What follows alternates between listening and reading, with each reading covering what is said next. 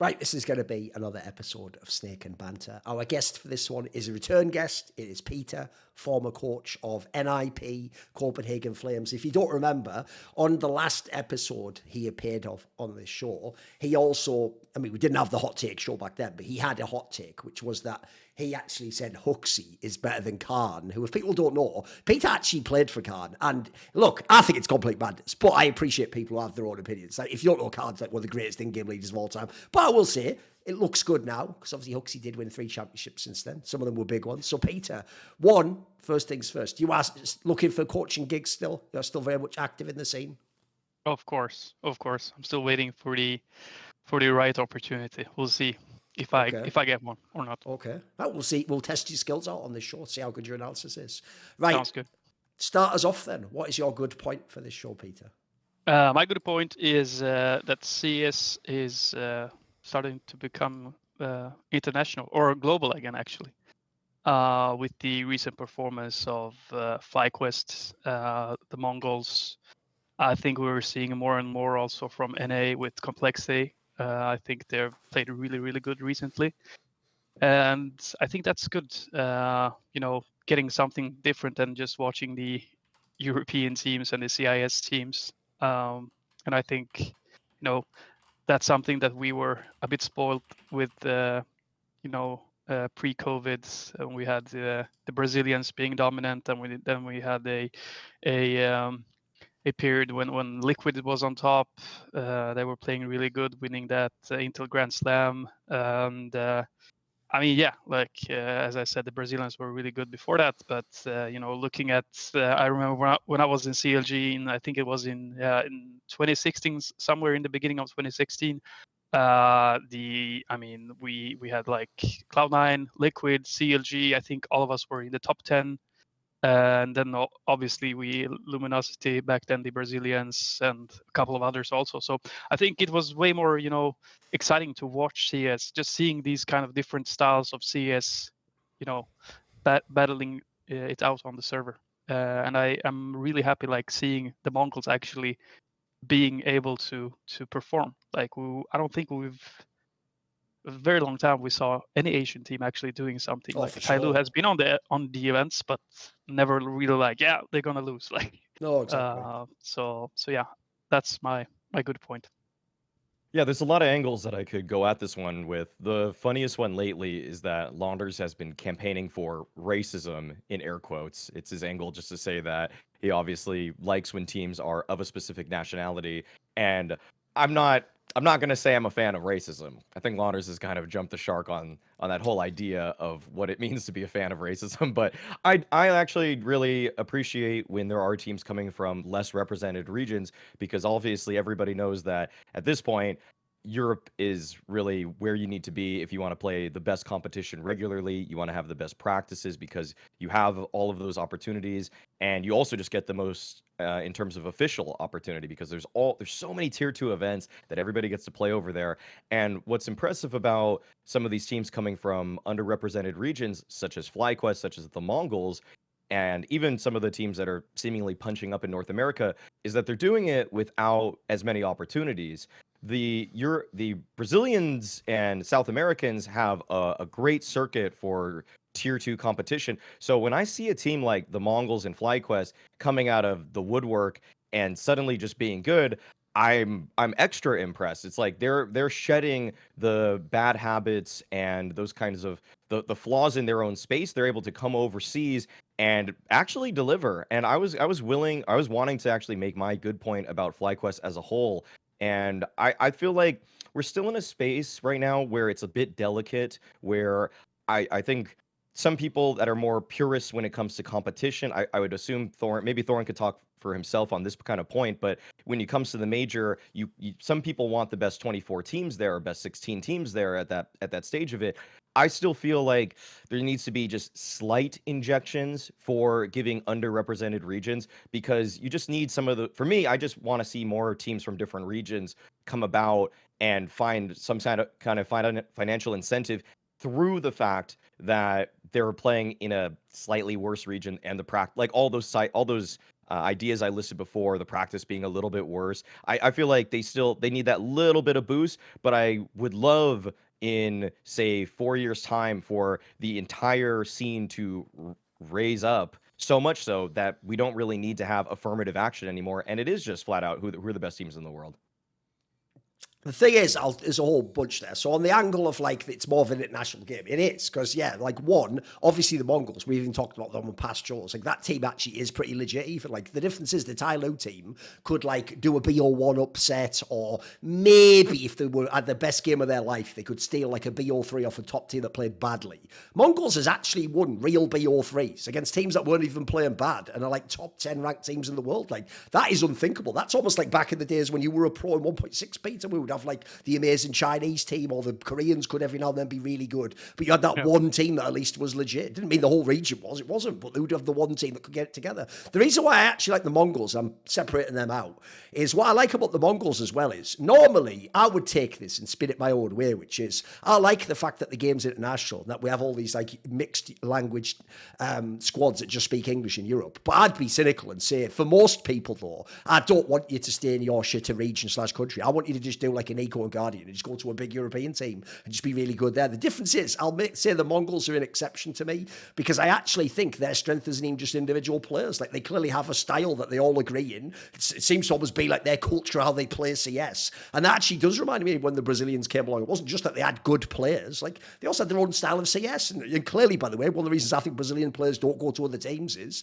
they don't want to leave that team culture. They don't want to go and play Danish CS or some German approach. Like that's not their bag. It's not what they want. So for certain teams, I'm with it. I will say, I do think the FlyQuest one is fucking mad. I've got some gems for you here. Because one, there's a sort of person I already saw on Twitter who was like, see, when you just give teams the proper financial support, look what they're capable of. And it's like, one, you do know FlyQuest like almost did something at Pro League, but didn't really. Like, you're making it sound like they actually like cracked the top four, motherfucker. And then two, you know, when you say like, see, with financial, no, what the financial support got you is Degster back, you fucking idiots. Like, are we pretending he was just there the whole time? No, he did what I just said earlier. He was off in MOUZ trying to have a career, wasn't he? So first of all, you got back the most experienced player in your region at this point in time who can play for you, and potentially the best. That's going to help already. And here's a little gem for you. It could actually go one further. If you want to get a little bit cheeky with FlyQuest the org, what if I threw this little gem out for you?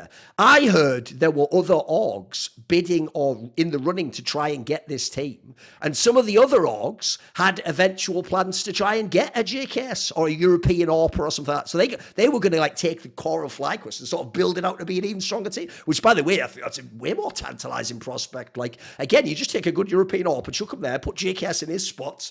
Mate, that team probably could mix it up then. They probably could be in the playoffs of a big tournament. So I don't mind that one. They definitely are better than the team that they had without fucking Degster, that's for sure. Like, before that, they were basically like 1.5 players. I don't need to mention the players, but you can guess if you watch them play. They were like some all right players, but some of their players also just weren't that good. I actually think it's more, like I said, the other angle that I actually like this approach from, the idea the game's more international. Because one thing I did used to think sucked, Peter, back in the day is, okay, you are like technically, aren't you like ethnically Bosnian or something, right?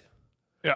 Well, you know this. Correct. If in 1.6 you didn't live in Sweden, you wouldn't be on this show right now. We'd have never heard from you. In the same way as, even though Nico did play at the end of 1.6, no one fucking knew this guy, because that region was just irrelevant. I mean, you remember when you went to a LAN in that region, like, none of those teams could even, they couldn't have, like, you guys could have played one hand and Fnatic would have beaten all those teams in Navi, etc. Like, it was, the gap was too big and there just was no possibility to properly play. So I actually do love the angle on the international thing. For individual players, I think it's amazing. Not only is there a possibility for everyone to qualify, but if you actually prove you're good, you can just play in the best teams in the world. I actually think that's what we all owe a debt of gratitude to people like fucking Guardian and Nico and these players, because Oscar, like, these guys showed that, like, it's worth it. So you're not just trapped in some regional scene where we have to watch like a CS 1.6 frag movie and go like, how good is he though? Like, is that actually anyone good he's playing against? We can just watch you play the proper teams. And in the case of some of the names I mentioned, they're just like the best players of all time. They're not even just like good players. Like, that's the equivalent of when some guy like fucking, I'll use the same analogy, that's when like Nedved or something was in like Lazio and fucking Serie A. He didn't have to play in like whatever Croatian league or whatever he was from. He was playing Bosnia, I can't remember which one he is, but he got to play fucking Serie A guys and be like a legend, like win the fucking Ballon d'Or and shit like that. So yeah, I think that part is dope, because one of the things, to tie to what Maui said, is, it's not to do with like bias. It's the opposite. I just want the best players to play. Like, I think it's okay if you. That's why I've always said, if you really want to make me happy, just take week 1 of the major and just call it the qualifier again. Then if someone gets through that, great, they're in the major. You earned it. Well, nothing to complain about. But the idea you just automatically get in there because you beat like Oceanic teams, so it's like, give me a break. I missed me on that one, mate. I just want the best teams to be there. Because on Maui's angle, when he's trying to make it, like, yeah, but then you get more money through the sticker money. Yeah, you're taking away from a better team. So to me, that'll never be a big positive. But there you go. Any counters? Yeah. Someone want to jump in? I do think, like, in terms of like the skill level has to be there. Like, I remember in 2014 in Cologne when I was there with an IP when we won the major. I remember like Kasar, he was coaching an Indian team. Like they just got a free invite to that event, and I remember we played them in a group, and like that was just a free win for us, playing against them. So I do think it's like there has to be some sort of like skill level, like not just simply inviting any team from any region just because you want them in there. Yes. They have to be able to perform, and I think as soon as now like when the Mongols are starting to perform, like eventually some teams will start learning from them in their region. That's the same thing that happened to the Brazilians. I think that's like one of the key factors from any region or country. Like Sweden, if we go back like 10-15 years, like there was a reason why Sweden were good in CS, and I believe like people learn from each other. When you always compete, and you try to become better and better. And I do think like hopefully we will see some more Mongolian teams, but also like Chinese, since I do believe they play in the same region, also some qualifiers, stuff like that. So I think as long as the Mongols are playing at these big events and also performing, and then going back home and playing their Mongolian/Chinese events, then obviously like there will come a time when we will start seeing more and more Chinese people, being on the top level in CS. Maybe not on the top of the top, but I think we will be able to see more of that. And the same goes for the FlyQuest guys. So I would love to have like a skill ceiling of inviting, not simply CS is booming in I don't know, Sudan, let's invite a Sudanese team. It's like doesn't make any sense if they can't perform.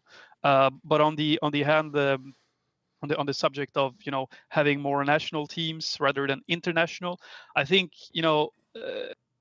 one of the biggest issues now with the international teams compared to before when we had way more national teams is that I think we're like there's a lot of identity lost within the fan base. Like before, every Swede had Fnatic or an IP.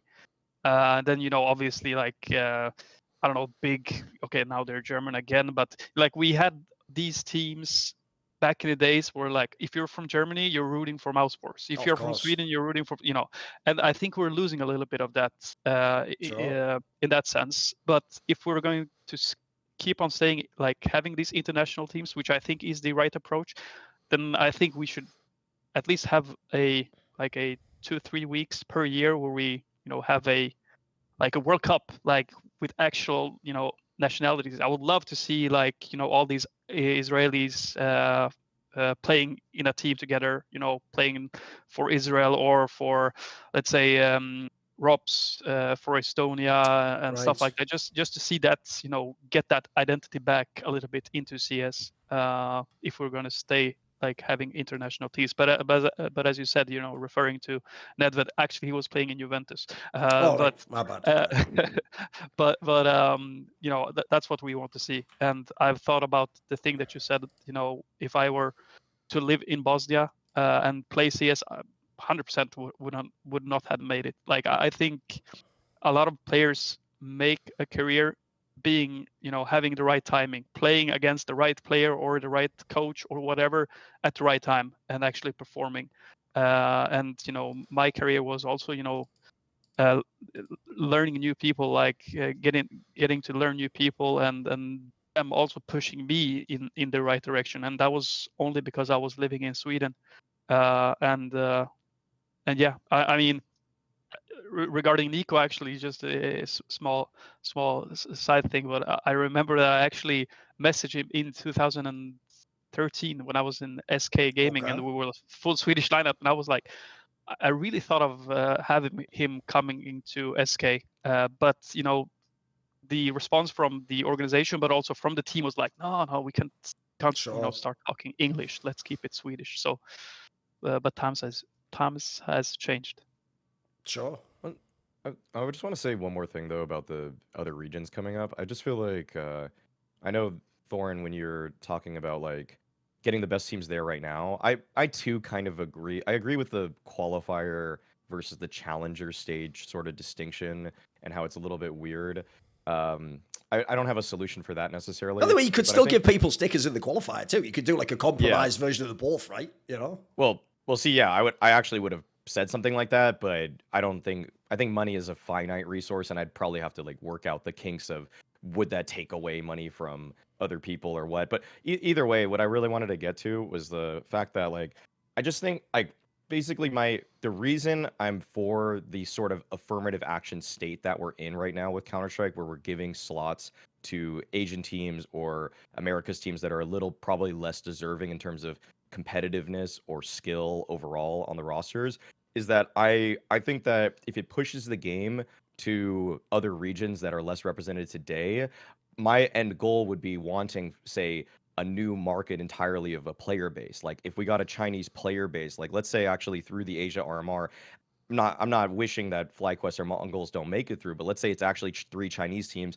and one of them actually happens to go deep at the upcoming major, and then we unlock that billion-person player base to China because people start to root for that team and more people in China start to switch over to Counter-Strike. I want what's happening with League of Legends, where there's just so many good players, or basically any highly adopted sport where there's so many people that play the game that we end up having 5 more simples in 5 years' time because all of these people from these now underrepresented regions start becoming more represented. And it's just kind of like a simple bell curve thing where there's a few guys that are going to pop up that probably would have played like Valorant or something, but they see this one Chinese team and they're like, oh, okay, I'm going to try that game out, and they dedicate their life towards it. I've got some bad news for you. That will never happen in China or Korea, and here's why. One, because the whole model for how anyone plays a game is you walk into a PC bang with your friend, a PC cafe, and you play the games that are installed. So since the game isn't installed in those countries, it will never be played. And secondly, are you ready for the real black pill? It already happened in fucking Valorant, mate. They already have players, like the Overwatch players. Some of them went to like the Korean teams. The Chinese team, EDG, has a guy called Kang Kang, who might be like mechanically the best player in Valorant. Like, they already have the stud players. So that ship sailed, I'm afraid. Like, no amount of like Tai Lu being good is going to make people who go, what CS? What's that? I heard some team in a game I don't play did well. Fuck, where do I play this? No one's going to do that. Like, that's just like, it's a naive dream. But I get what you mean. It would be nice to live in such a world, much like most people who would believe in affirmative action. But I live in reality, so it's weird, that, isn't it? Right, obviously, it's your turn for the good point, Maui. Sure. My good point is just, I felt like we had to say something about this team because they obviously just won ESL Pro League. And even though on big stages already this year, we've seen them crumble a couple times at Katowice, at the major, it was nice to see that MOUZ really do have what it takes to win a championship in terms of just pure ability, in terms of pure cohesion. It's clear that if MOUZ aren't perturbed by the bright lights, they are playing some of the best Counter-Strike in the world. And if you want to just take the result at ESL Pro League at face value, you could just say they're playing the best Counter-Strike in the world. Overall, what's I would say most impressive about MOUZ is that they have excellent players across the board between Exertion, Yimpat, Brolin, and Torzi, and Shuhei, but I wouldn't say that any of those players are the best in their role. Like, they actually don't, to me, have a just giga superstar. They have some all-star players. I think that Exertion and Yimpat are top in the world in their role, like near the top in the world in their role, but they aren't Donk, they aren't m0NESY. They aren't even like a Liege, really, for me. There's still a bit of a ways to go in terms of their individual growth. But what this team has done behind Shuhei, who right now actually, if I actually were to go through anybody on the team, the guy that has the best claim for best in role is probably Shuhei of MOUZ for me. Like Shuhei's calling, the way that they are able in mid rounds to just come up with a game plan and instantly pivot into a reaction based off of whatever Shuhei or some secondary caller is thinking. I think that's one of the best parts about watching MOUZ play. But when I watch them in a studio environment versus a stage environment, that's where you see those crazy individual drop-offs. Like during the major, for example, Yimpad, I don't think he had the best time. I don't think Exertion maybe had the best time at Katowice once the stage hit. When there's several thousand people in the audience, they're still young, and it does seem like those nerves are getting to them, and it's just kind of like a take your pick for who's going to crumble on the big stage. I will give a shout out to Torzy, because even in those Katowices and major playoffs, like he did fine actually as an individual, but it's just like he's not of all people, for whatever reason, if Torzy's the guy that just still maintains his normal level on a big stage moment, that's weirdly enough just kind of how MOUZ structure their game plans. It's kind of the last guy I really want to actually stay consistent. I want some of the riflers to hold the form that they have in the group stage. What do you think, Peter? I do think like I think this whole narrative of them not performing on stage, I would say obviously it is a difference, but I don't think like I think us fans and spectators from the outside, I think we're maybe over exaggerating the whole stage part a little bit. Obviously there is some differences. I think the adrenaline coming playing on stage, I think it's way different than being in the studio, but I don't see like that big of a drop off. I just think it might be coincidence rather than them not performing because it's on stage. But I do think like one of the things that helped me back in the day, obviously when I played on stage, and the stages were not even close to what it is today, but I remember like the stage thing, going up at stage for the first time, it was a thing, playing in front of people. But I think what helped me was having an experienced guy next to me, which at that time was Zet, who was like one of the best players in 1.6. And I think that's maybe what MOUZ has been lacking, because looking at it, they're like full fresh, coming from MOUZ NXT and going into this main team, and I think that's that's what they have been lacking in terms of having that experience. But what I wanted to say with that is that now when they have Brolan, which is also young, but he has learned from Flusha, from JW, and these kind of guys, how to behave on stage, how to be able to perform on stage. And I think even though these guys in MOUZ Sports do have what it takes to be able to perform, I think just the presence of Brolan and how he behaves and the body language that he has when playing on stage, I think that will, eventually it will transition into them. Because if you see that one of your players is super calm, and even though you're fucking scared, like you will eventually also be calm.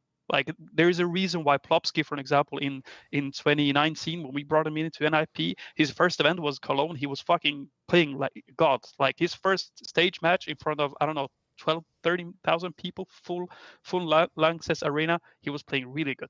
And the reason why is like next to him he had Forrest, he had Get Right, these kind of legends who has done this for so many times, and them talking like in TeamSpeak before the game, but also during the game, it's like the voice is just super calm. There's like no stress. And even though obviously like a 70-year-old kid Plopsky coming in and playing for his dream team, and on stage, I think the adrenaline was super high for him. But eventually he just calmed down. And I think that's something I think we will be able to see from MOUZ Sports going further. I think as soon as Brolan teach them how to behave on stage, I think they will learn. And once they learn, they will be able to, give that kind of experience to new players that eventually will come into that team whenever that happens. So I'm sorry, I'm excited about MOUZ Sports. I think I think we will be seeing more of them in that regard.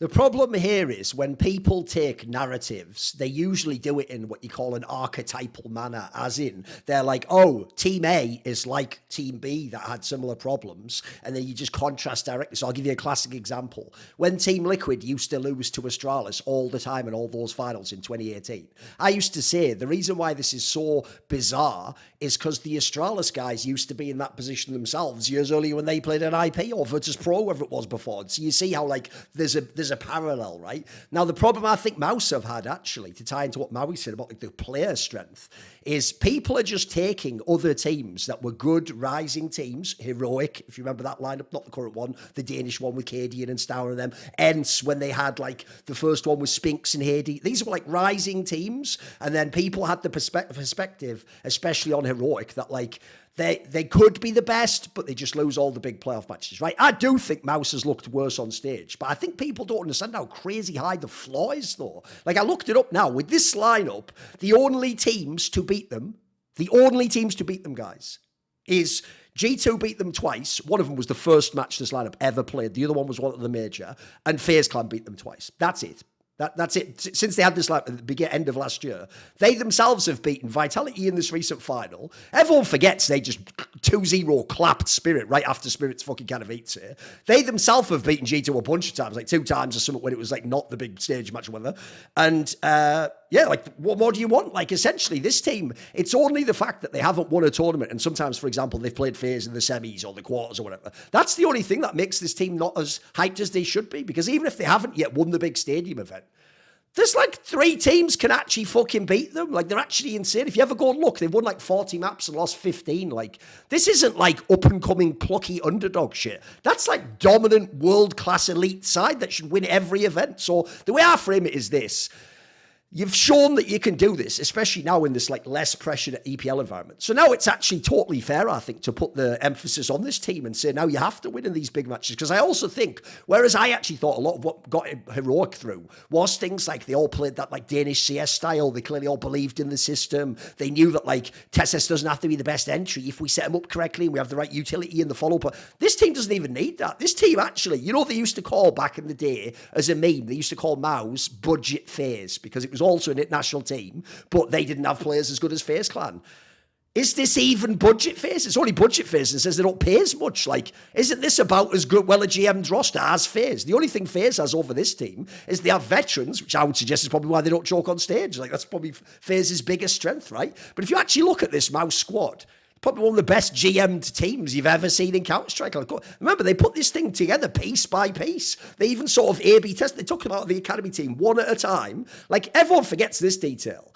I'm with you that Shuey could be one of the best. That's why I said I would have already done the gamble if I was a G2 and brought him in as the IGL. Why not? Why not take the gamble? But people are now going to give him too much props. Like, for example, I don't want to hear people tell me, like, he taught Exertion how to play CS. Exertion was running through fucking brick walls before Shuey was even in this squad. The Impact guy, by the way, no one's teaching you how to win those clutches, man. That's just you have insane Zipnik's DNA where you're just fucking a computer when you're in the clutch that. So I think I agree. Basically, I'm like slightly critical of like Torji here and there, but even so, like across the board, what a fantastic team! Like I think I like that it's in the good section because there are so many points people could bring up, but they haven't done this. They haven't done. Yeah, but look what they have done, though, mate. Here's the real question I have. Bear in mind, right now, Vitality's a fucking mess. We haven't seen Spirit in ages. There's not that many teams you can be super hyped about, and this is one. Like, this is a team where it absolutely looks like they're just going to keep going up and up and up. And if sooner or later they are going to break through and just win a big lad, like maybe it is Cologne, maybe it's the major. Wouldn't that be cool? The Shanghai major. If this team just won it, that would kind of set the stage for a different game. So yeah, I think it's an awesome point. Right, we'll do my point then. So my point, I've framed it this way, is they're playing right now, but obviously when we do this show, there's barely been any games played.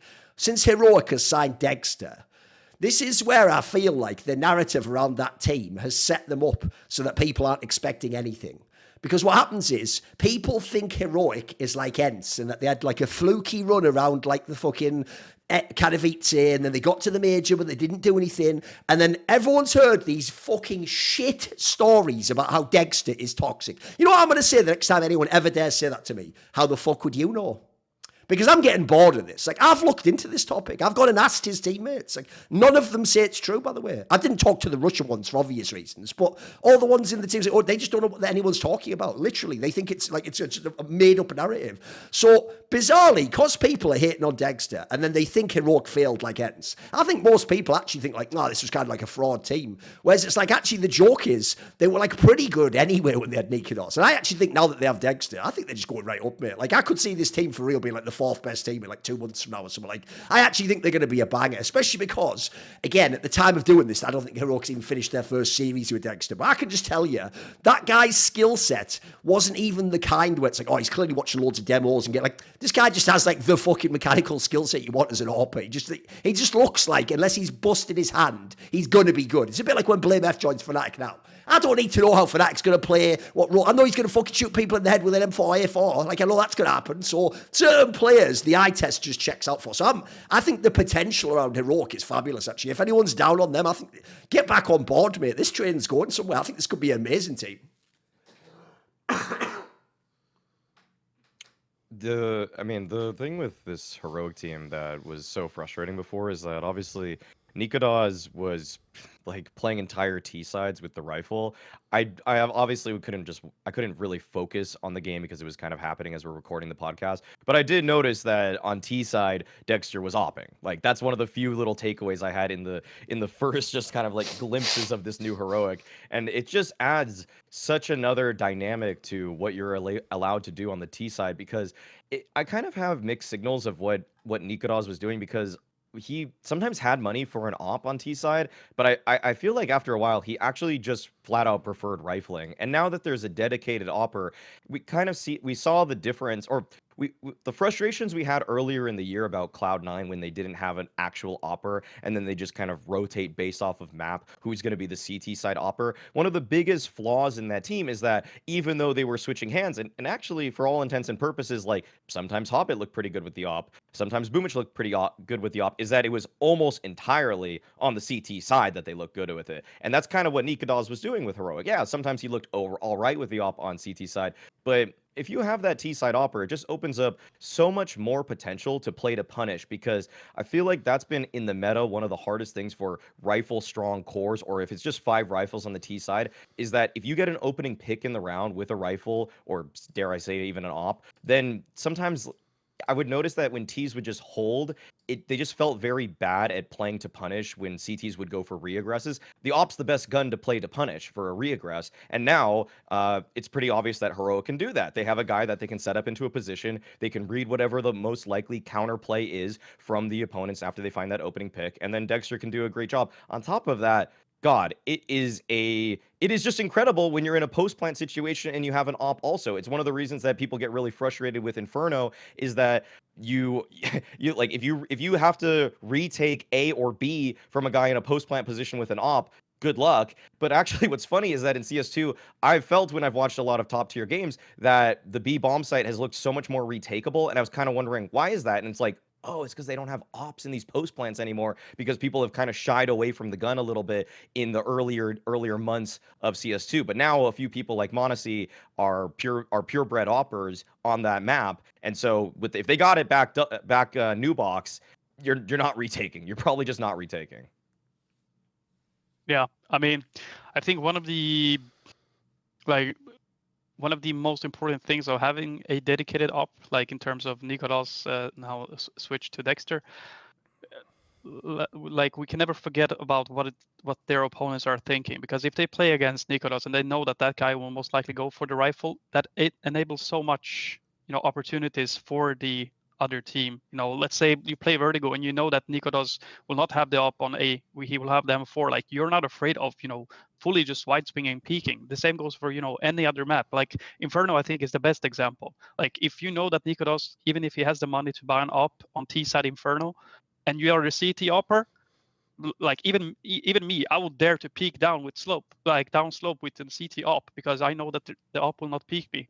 And I think that's one of the things that's really important in this game, is like you're removing so many angles and so many opportunities from your opponents, even though you may not afford it. Like, they don't know, like for like certain that okay, he will not have the op.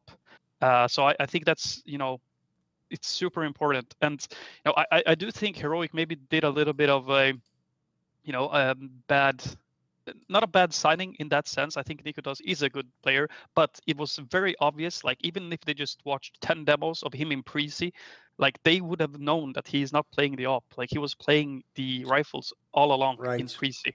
And I don't know what they expected. And obviously, like I think he performed really good with the rifle. But now when they got degster, it's like having that dedicated op. I fully buy into what they're saying, that they need one guy who like really dedicated to the op. And on top of that, with all due respect to Nikoros, I've worked with him, but like playing against degster, it's a bit scary. Just by seeing that name on the server. And I think that's what like every team needs to have, is at least one player that you shit your pants when you see that nickname on the scoreboard. And I think that's what degster will be for Heroic. And I also agree. Like I think that's a really, really good signing in that sense. And I think that would also help the other players being able to perform, because they will also be able to take space thanks to the opponents being afraid of degster. So yeah. Right. Let's go on then. What is your bad point, Peter? My bad point. Let me just double check. My bad point is it changed. It's a team from Saudi Arabia, put it that way. Yeah, my bad point actually is the recent performance of Falcons. I think that I don't know what we expected from Falcons. Obviously, we heard that there was a lot of stuff going on, that they wanted to sign Nico, Manesi, like have this big super team, and eventually, ended up having a core of ENS players, and most recently now they added Dupree with obviously with Magix before. I just think that team, in terms of players on paper, you should be able to perform way better than what you're doing. Looking at ENS at their core that they had, the 3 players, and the period that they had like prior to joining Falcons was like constant top 3, top 4, top 5. Like they were moving in that area for quite a long time. And them going to Falcons, I don't know what is going on in that team, but I think everyone has seen that YouTube clip of them talking right before they lost against, I think it was against FaZe on the major, when they were like 1-1. I don't know. Like I just get a very bad vibe in regard to that, because I have a lot of respect for Zonic. Like I think me and him, we've known each other for a very long time, and I've said a couple of times, like I would me as a coach, I would always want to be a head coach, but if there's one guy that I would be willing to be assistant coach for, that would be that guy, because I have a lot of respect for him. But what I wanted to say is, in regards to their recent performance, is just looking at how they dealt with Boros, that MOUZ change mid tournament.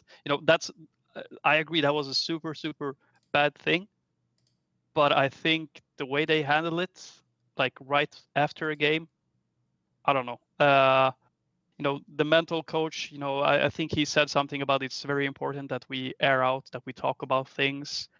And I'm very confident to say that I don't agree with that. And you are Swedish, to be fair. I'll just put that out again. You are not really the Swedish way to sort of all get in a circle and say you fucked up like that. Kind of right. Yeah, but the reason why, and I must say this, the reason why is, I think CS is a game that there's a lot of emotions after a game. And I think in any relationship, if it's with the family or girlfriend, wife, whatever, like when you are upset, there's a lot of emotions in that discussion. And then, you end up, being mad at each other. And then, 2-3 hours goes by, and then you're like, oh, I'm sorry. No, I'm sorry. And then you kind of become more rational. And I think in CS, I think it's really important to be rational also, because when you're, doing these things right after a game, when there is so much emotions to it, if you can't control your emotions, don't do it, because you have 5 players. You don't have 7, 8, 9 players that you can just, okay, this guy is mentally out of it, let's remove him and let's add this player. Like I think we're comparing too many times with other sports and how they interact and like, okay, they do it that in basketball or in football or in soccer, whatever, and we should be able to do it in CS also. Yeah, but you're forgetting about the fact that, you know, in basketball they have like 15 players or 12. You know, if that guy's not listening, bring that guy in. You know, and I think that's like something that you know, in regards to that recent performance of Falcons, you know, I think like the whole vibe of that team just feels really off, and it doesn't make any sense in regards to that they have 3 players from ENS that played really good with ENS, and now they have like dupreeh and Magisk, and I think Magisk is like a super good player instead of Disha or how I should pronounce it, and then obviously it's dupreeh versus Nerds, which also maybe is not the best player for it. I would love if Falcons actually dare to go, you know, a bit YOLO and sign an upcoming player. I think Boros was that kind of guy, but you know, I think they just messed up the whole atmosphere in that team, and yeah, it hasn't looked good at all lately, to be honest. I don't really usually take the comments at face value from teams that say, "Oh, we're a family," but for whatever reason, actually, now that because the thing is that so many teams kind of say that, and it's just kind of BS, and it's just PR stuff. Like, but one team that, I mean, we already praised was MOUZ, and MOUZ are a team where they are 5 friends. They legitimately are 5. Like, they even the fit in terms of getting Brol in there for getting another 21-year-old to basically replace a 21-year-old. Like, they're all on the same page, and I never really thought of like the vibe check necessarily on Falcons, but yeah, no, you're actually spot on with the fact that it feels more like 5 hired guns as opposed to a more organically constructed team. But that being said, there are cases where 5 hired guns can still succeed and do well. I would say like past iterations of the FaZe lineup which didn't necessarily seem like they had the best sort of out of server chemistry could still come together and win trophies. So for Falcons to be doing this bad, I mean, there's a lot of things I guess you could point to the vibes of the team being off. But I'd say like the thing that I really boil it down to, because I've watched back some Falcons rounds pretty closely in the past and try to really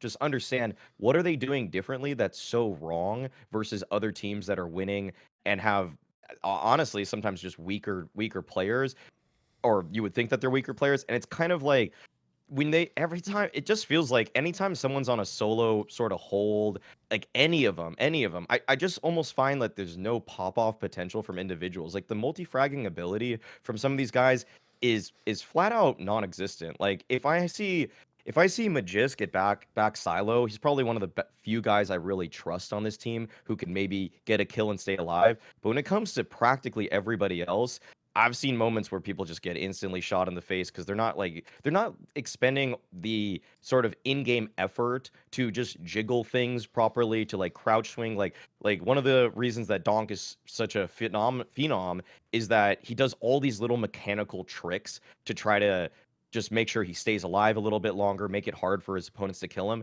And I just don't see that from some of the individuals. And so, you know, the term firepower is kind of a lazy way of describing what it's like. It's too broad of a term to say what's wrong, and it's almost just like the amount of mechanical effort that these individual players put into the game just seems so much lower than a lot of like you're saying Nerds 1-to-1 with dupreeh. I mean, dude, I just see dupreeh standing still sometimes. Like the dude's just standing still holding an angle. It's like in CS2, really, against the best opposition, like you're basically asking to be pre-aimed and just shot in the face if you're gonna do that. Whereas Nerds would just do like, it's just a little, the difference is just AD on your keyboard. That's all you have to do. And I see Falcons guys just not doing that. They're just standing still. I would just say this, like the main problem in Falcons is every single thing you hear people critique them always comes back to the fucking Boros documentary clip. Like, people make out like Zonic himself uploaded that to the internet. Like, that is literally the Falcons org's failure. That should never, ever have gotten out. Like, even if Pita, we disagree of like, you know, what's a healthy environment, so that should never be on the internet, though. That stays in the locker room, you know. That's another sports concept. Like, even if we're a team like Virtus Pro that always argues and we're all Polish and spicy, you don't put that fucking video on the internet, though. Like, you keep that as a private thing where we can have a disagreement, but we don't want, like, imagine if Like, look, yeah, you might remember, actually, from back in the day, I did upload a famous video when they were the Golden Five. It was when they had Pasha standing in, though, where they did do arguing like that. Like, and someone translated it from Polish, and it famously did say all the shit, like, you fucking piss drinker, why have you thrown that flash to my face, right? But here's the thing. That was so long ago. No one complained like professionalism now. And then also, when they were in CSGO's versus Pro, there was nothing like that. Like, if they'd have had, like, the slumps that they would have in VP, but there'd been videos like that, where, like, I mean, remember there was that famous Scrim leak where it was, like, fucking Pasha and it was Bialy and Snacks like trash talking Taz like in the fucking chat of like the Scrim or something. If you'd have had stuff like that, people would have endlessly made like drama, like a soap opera. Like, well, that's the reason why. Look at the way he's talking to him. Whereas, like, I think that's half your problem right there. So people already want this team to fail because they think it's a soap opera and they're all the bad guys, and so the bad guys deserve to fail. Then there's the whole angle that because they're the Saudi team with all the millions of dollars, people also want them to fail. Even though I'll just throw this out there. Here's the part I don't get. Right, individually, don't all of you like Magisk? You loved him when he was on Astralis and fucking Vitality. Everyone loves Dupree. In fact, you're all going out your way to not say. Here's what's weird. Dupree just got a job again. He's playing actually pretty decent. Not anywhere close to his old level, but pretty decent. No one goes, ha, Dupree fucking sucks. What a loser joining Falcons. But then collectively their thought is, Falcons fucking blows. They should just pack it up. It's like, how do you manage to love the players and hate on them at the same time? So the weird thing is, I do want this team to work so badly because some of the players, I think most of the players are pretty good or just, but this is where coaches hate my style of analysis because I actually think teams like this prove that coaching can only take you so far in the game. And what I mean is this, most coaches, because they don't have a Ziwu, a Nico, a fucking Simple, they don't want it to be that there are these things called star players. They want to believe that there's just players in roles and you decide what roles based on the map, based on the team, based on the concept. But what that ignores is those players who I mentioned, who are obviously outliers, like there aren't many Singapore Nicos and Monacies. There's like 10 at any one time at most, maybe 3 or 4 sometimes. If you have one of those players though, your team can just immediately become like twice as good because they hit so hard when they fight in the duel. If they're a T-side player like a fucking Nerds, they just win you a half by themselves sometimes. They can really do that. So I know coaches don't like the superstar theory, but I think this team proves it. Because right now, beyond like people having individual slumps, there are no bad players in this lineup. Like every player, in theory, you could make an argument why he shouldn't be cut from the team. It's actually why I think they're in a really bad spot for 2 reasons. One, they clearly don't have the superstar rifler. There's a reason why the Ents core only banged when it had Spinks and fucking Nerds when they were peaking. Remember when they tried using Valde afterwards? Reminds me a bit of Dupree coming in now. They were all right, but they were nowhere close to as powerful. But every other part of the team stayed the same. You just change these players in and out. But when you have that superstar player, I mean, remember, Spinks was like the number 5 player in the world last year for Vitality, guys. Nerds, if the team does well, he'll be top 10 this year. Like, these players are so good. They don't have that in this team. I mean, obviously, they wanted it to be Nico. They temporarily used Simple. So, like, I get that part, but my opinion is you can only build so much of the flaw of the team and so much of the structure. You've also got to eventually like have the stars to win you the games. Like all the teams beating them pretty much have a star player. They have like a big name. And the reason why I say I think they're in a really tough spot is because since, like I say, there's not really any reason you'd cut a specific player right now. I think they're just going to stick with this lineup for a while, mate, and just run it down. Like, I don't think they're going to do the vicious guy. I'll give you an obvious example. They're one of the teams that on paper probably should have considered getting blameF, but in their brain, why would we get blameF? We've got Magisk. If he gets back to form, we don't need him. Yeah, you're right in theory. Why do we need an aggressive rifle Thorin? Don't we have Dupree? He was the best of all time. Well, yeah, but is he going to be now? That's the problem. You're using like old narratives. So I think the thing I'm worried about is this. I have a lot of trust in people like Zonic. I think Snappy's a fabulous IGL. I think over time they can get it together. But I do think, unlike actually the team people think they are, this massive rich team that's just buying all the players, I don't think they are going to make a very immediate roster move. I think they're just going to sort of run this out and hope it works. Whereas I do think, unfortunately, it's why I wanted degster to go heroic. I don't care what you think about the player. There's certain players hit so hard in the server, you just got to have one of them at least, you know. You got to have at least one. I feel like one thing that I guess when I also watch the Falcons games is that when you say they don't have a star player, that's totally true, and they just don't shoot as hard as some of the teams that are really actually battling legitimately for top 10 in the world. And I feel like it's almost like this with Falcons. When I watch them play, they almost play a style that's like it's refined, but it's very standard. And I know this is going to sound a little bit crazy, but the results kind of merit crazy. Like if you just keep going down the same route of how you're playing and just want to play good CS overall, I almost just want Falcons to play a little bit more like crazy. And like one of the things that made Navi a little bit better on their T sides, and I think even their individual players would merit in ability, is the fact that they did some kind of gambles through timings. I think Blade had some really, really nifty game plans on T sides where he like players would just literally walk through smokes on timings because they think that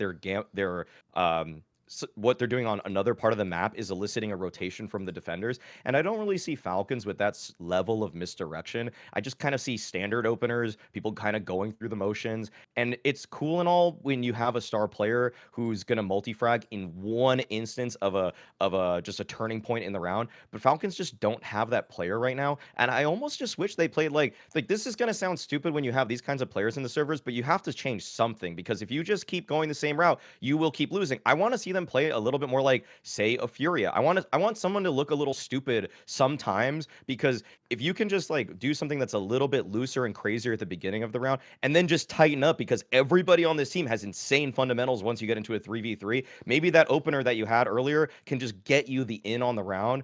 Because as of right now, if you just keep running your standard like run-of-the-mill, very European basic starters for rounds, you're just going to keep having the same results, which is that pound for pound, your firepower is worse than a lot of these other rosters.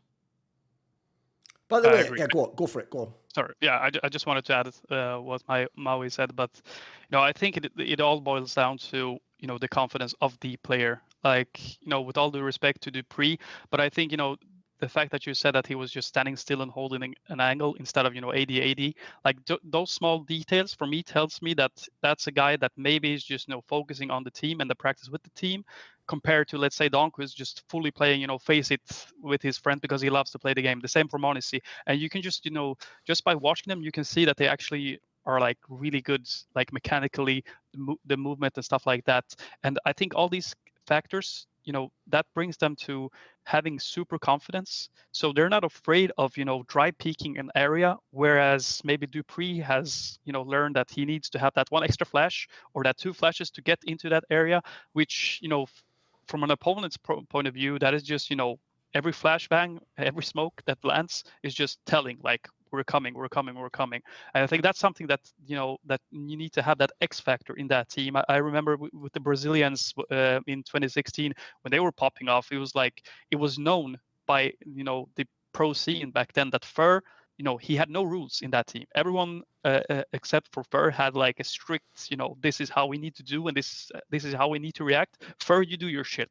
And he was like doing all this random stupid shit, which I think every team needs to have. Like I've talked about this on Twitter also regarding Nexa, which will be my later point. But just the fact that you can do these kind of things, and Nerds obviously did that. Spinks also did that. Sometimes CS is not only about macros, but also about the micro things. And I think that they need to loosen up a little bit and do some mistakes. And that's why I feel it's sad in that sense that they let go of Boros, because obviously that guy did not have the experience, didn't understand the macro point of view as the others, which means for me that's a guy that's when he finds the timing, he will go for it. And obviously had super skilled player, sure. and the same age as these younger players like Duncan and mauisnake, like these guys who actually loves to play CS and doesn't see CS as a 9-to-5 job. By the way, one last thing I'll throw in there is this, which is, first of all, how are all the like G2 defenders, for example, just going to let their team have like fucking month after month after month after month after month with the same lineup and never get like the accomplishments at the top of their level they want? But then with Falcons, I've noticed you all do this mad thing, which is everyone else understands that when a roster changes, it changes how the team fundamentally, but everyone's pretending that never happened, Maui. Like, why is everyone pretending that Boros was here the whole time? Boros left after fucking the RMR guys. Like, you do know Simple was played his only ever CS2 official, and it was one online series against, by the way, anyone who goes against Versport, you don't know online CS then if you think they're bombs. You literally don't watch online CS if you think that team's bad. Like, online, they clap a whole bunch of squads, mate. What are you talking about? And then more recently, they played Pro League, and they've played 2 maps at this new. They've actually played, are you ready? 13 land maps with Dupree. So Dupree also, by the way, was off in Preezy, just being chilling, like semi-pro level. But we're all acting like, no, this is it. This is it. Go on the Falcons. Start now. Your shit. Shut the whole project down. It's like, they've had one LAN. One LAN. So, and I think people already also are going way too crazy on this angle. Like, again, like I said earlier, if you have the balls to say Falcons is shit, go ahead and let me know which players are shit. Go ahead and tell me that straight away. Weird, because normally people can't help tripping over themselves telling you every player sucks dick. You won't tell me a single player sucks in this team. Just that mysteriously the org, like you actually think some evil Jafar character out of Aladdin is the one playing the game or something. Like, you know, it's all your favourite players from all those fucking teams, like Ensign, Vitality and Astralis and that. Like, all those players you love. So, I don't get it. So, I'm still going to give them time, but I agree. It looks really bad. I even think on Maui's point, that's another flaw I think they have. So, this might sound weird, but I actually think a mistake I've seen in their game when they play is they do play like Snappy thinks he has the old ends, and they're a really tight unit that all play together and know like top CS. And if people don't understand, one of the reasons why you will often get upset by a worse team on the internet is they don't play high-level CS. So there's moments in a game where two high-level teams know, like, right, we can't push here because they're like, AWP's going to be there and they're going to counter flash us, so we won't go there initially, like we'll fake somewhere else.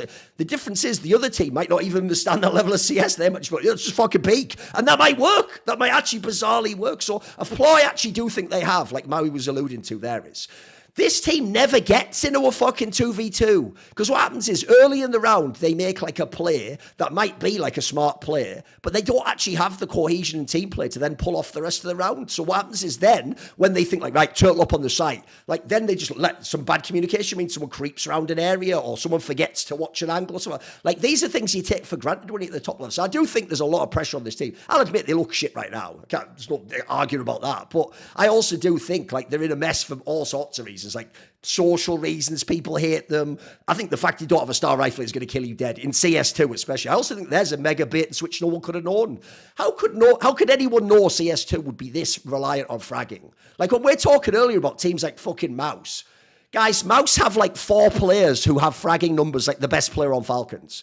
Like, I don't care who Snappy and Zonic are. You're not a fucking miracle worker, mate. You've got to have the pieces in the game. And in CS2 especially, I do think you've got to have a lot of firepower. You've got to have a lot of people who frag out. Like, especially those T-side riflers, by the way. If you don't have T-side riflers, good luck fucking winning best of 3 in CS2. You're not going to win many. Right. What is your bad point? It's obviously Maui's turn now. What is your bad point, Maui? Mine is that there's like a greater picture here, and there's kind of a micro instance that we can hone in on. So the micro instance is that because Spirit is not playing all the events that everybody else is, like they seem, they're playing in this Bet Boom Dasha event right now, but they didn't play ESL Pro League, they didn't play Chengdu. It's gonna make, and I feel like it's gonna just make, and the big picture is that when the HLTV top 20 rolls around, there's going to be some kind of weird placements, particularly probably with the Spirit players.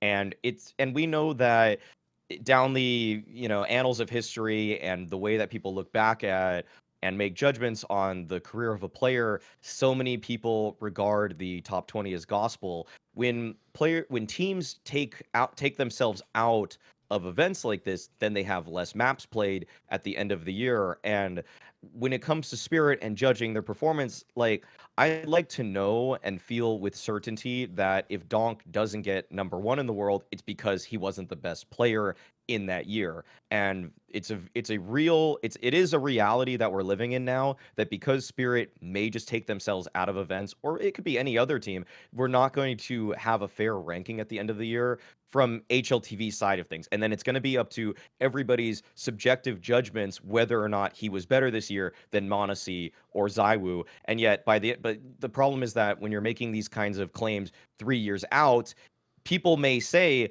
like Donk was the best player that year, but then some, people are going to say, well, he wasn't even #1 in the world on HLTV. But it's like, that's not really what we're talking about, because if you actually watch the game and you saw what he did with his limited sample size, he would have been. And it also it just kind of muddies these arguments and debates about a team that already happened last year. And like the big point here is that it's annoying and bad that HLTV's top 20 is regarded with such it's held in such high regard, but we know that sample size matters to them when they actually come up with their end of the year ranking.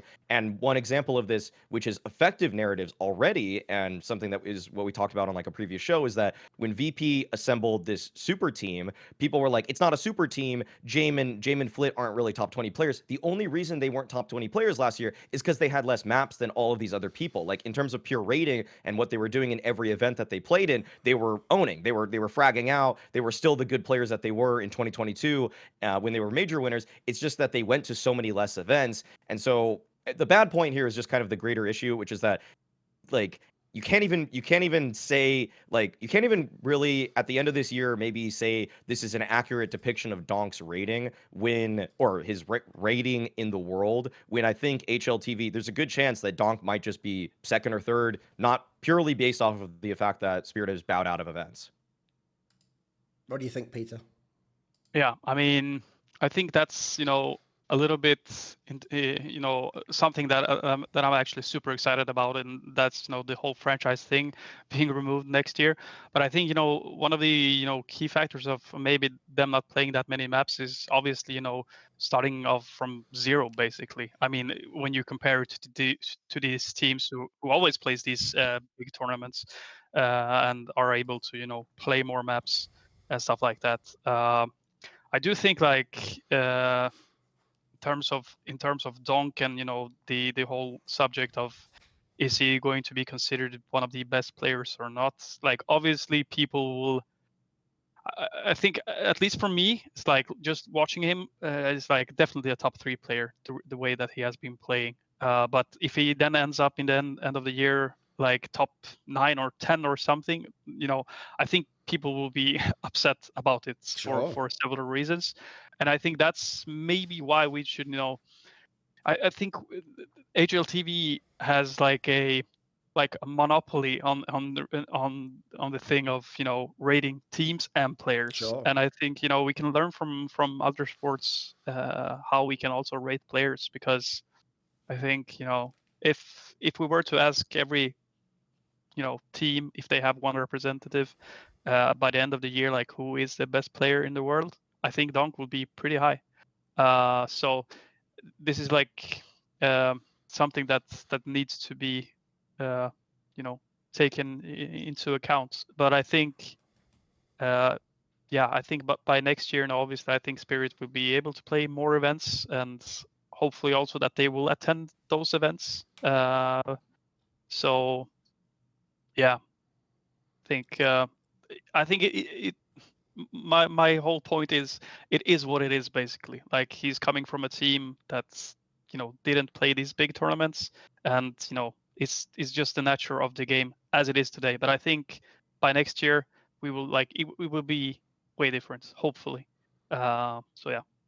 To me, it's actually Donk specifically that is a bit fucked by this, because if people forget, and they do sadly, at the beginning of the year, he didn't attend Blast groups. Like actually, him and Magix didn't play, and they had to use stand-ins. And luckily, they got through the showdown, so they're going to be at like the Blast Spring Finals or whatever. But that's one LAN already. You missed a bunch of group stage LAN games against real teams. And then you miss Pro League, which not only is the least pressure, but you play 1 billion matches. Like, bro, that's where you pump the numbers up. Like, the joke is, unironically, even though he was shit in the final, ZywOo has farmed himself back into relevance as like the best player in the game just by attending fucking Pro League. Like that's all he had to do. It doesn't matter he didn't do that much at the major and he was all right at kind of, it doesn't matter. Like that's how when you're using like sample size and rating and all, that's how these guys calculate it. So I agree with like Peter. Obviously eye test wise, like it's easy to say Donk's like potentially number 1 or contender for number 1, and I doubt that's going to change. But I do think if you look at the way these sites over the years have done the rankings, it's almost certain, unless you really cook and attend as many lands as you can from now on, you can't be number 1.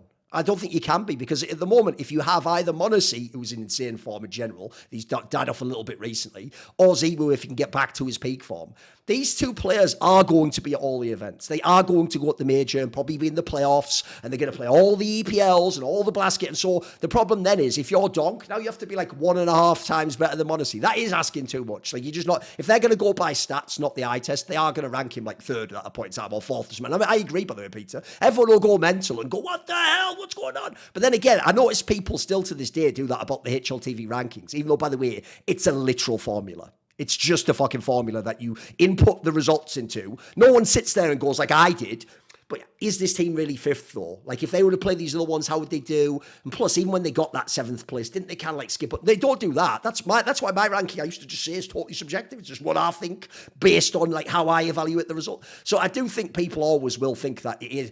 People do think it's not like, I've always said the HLTV top 20 is HLTV writers evaluate based on the teams that did the best that year, who they think the best players were in order. Now, the reason I added all those extra caveats in there is you've just seen in past years, if you're Serato and Fury is shit, or you're flit on VP and they just don't get to many big lands and you're just on the ESL Challenger stage, or you're Nico back on MOUZ Sports, they will treat you like you're a fucking bomb. And Nico in 2016 was the 11th best player.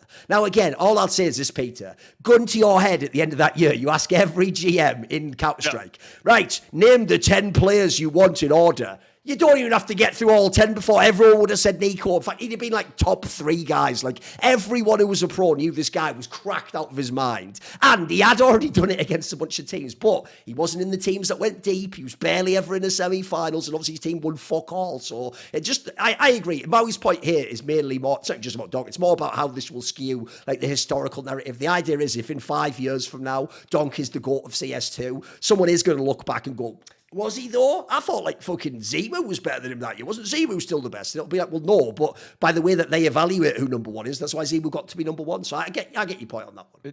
It just muddies conversations, because it's like, to me, like, and it makes like pushback so much more, like, people can stand on something, but it's such a flimsy argument itself. What I'm basically saying is like, it just kind of brings back into my idea of like for example, the VP super team. When Electronic joined VP, I just thought, okay, instantly that's a super team. And then people push back. It's like, but look he's not even joining any top 20 rated players of last year. And it's like, do we have to explain this whole argument that the only reason he's not joining top 20, 2023 players is because Flit and James didn't play enough events? And if they had played one more LAN, then you now would consider this a super team. But you're not considering this a super team because of this one single hole that you're poking in my point that they're a super team, when if they just played one more LAN, you'd be agreeing with me. You'd literally be agreeing with me. Or if HLTV just lowered the amount of maps needed in order to be in the top 20, you'd also be agreeing with me. And so it's just like constructing arguments. And this is kind of like, it's just like, for people that talk about the game all the time, it's just, that's what's frustrating about it the most. Okay, right. My bad point, I've purposely picked it for the bad point, and I'm phrasing it this way, is that blameF has to settle for Fnatic. Like, here's what sucks about this move.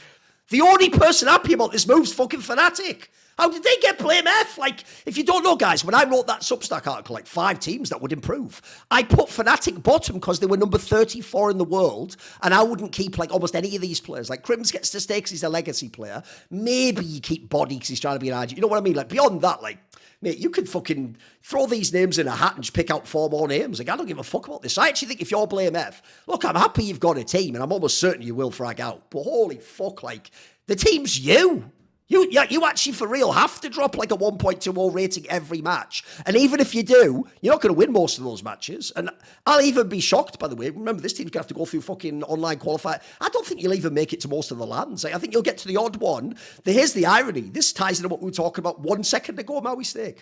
blameF, from this second onwards, could be like the 5th best player in Counter-Strike, and it won't matter. He might not even be able to make the top 20. It might actually be impossible already. No matter what he does for the next 6 months, he could basically just Nightmare Simulator, just fucking playing all these insane matches, and it won't matter, especially because, as well, the one thing I'll agree with the haters on, even though I think it's incredibly ignorant, is He's obviously not the fucking like mega aggro player that just 1v9s the game. He's the other, I think there's two types of stars in Counter-Strike and people ignore this. Yeah, there's the star that's like the super aggro, usually a rifler or super flicky AWPer who dominates almost off like ballsy play, taking risks, like forcing the enemy. But you also sometimes want that like stable production machine like this, where it's just a rifler who just gets it done every time in his spots. The downside is this.